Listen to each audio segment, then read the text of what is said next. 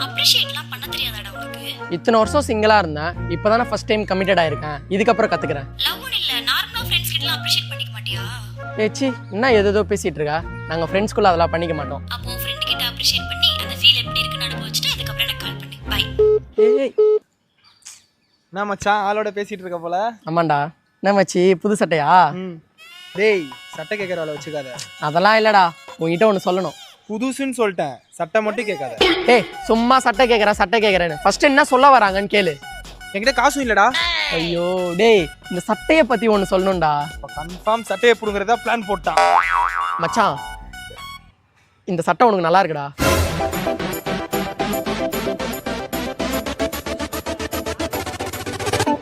என்கிட்ட எது நல்லா இருந்தாலும் நீ புடுங்கதா பாப்ப.